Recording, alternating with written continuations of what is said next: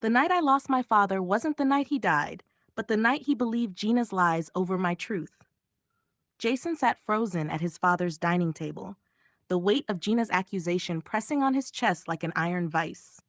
Her crocodile tears flowed freely as she spun a story of him lunging at her in a fit of rage, while her daughters gasped in orchestrated shock. His father, face pale and filled with fury, rose to his feet and pointed a trembling finger. "Get out, Jason," he said coldly.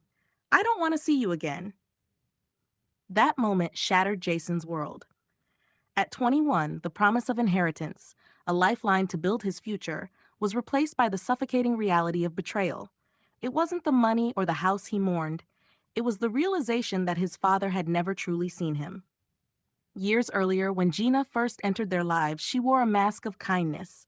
Jason was 10 and eager to bond with her, but it didn't take long for the cracks to show. Behind closed doors, she made it clear he was an obstacle.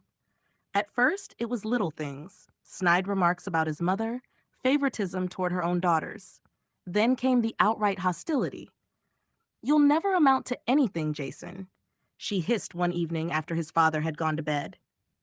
Gina's games reached their peak during the family trip to Greece. She and her daughters mocked his every move, their laughter echoing in his ears. When Jason finally snapped and told her to back off, Gina twisted the narrative.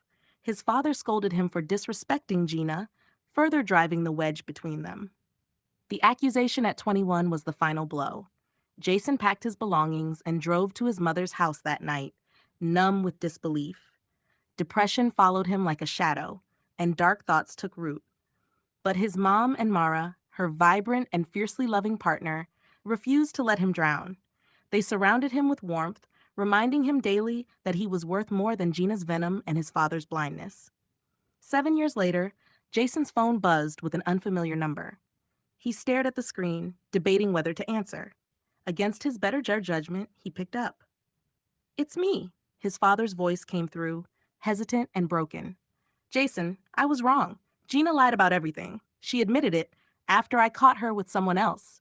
Jason didn't respond immediately. The betrayal was a deep wound, scarred over but still tender. His father's apology felt like an old debt paid too late to matter. "I'm sorry," his father added. "I should have believed you." "Yeah," Jason replied quietly.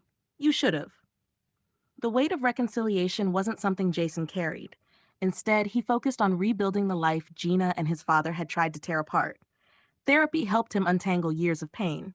Mara stood by his side as he learned to trust again. His proposal to her, simple yet heartfelt, marked a new chapter, one not bound by his past. At their wedding, Jason glanced at his mom, smiling proudly from the front row. The life he'd built was forged from the ashes of betrayal, stronger and brighter than anything his stepmother or father could have imagined. For the first time in years, Jason felt free.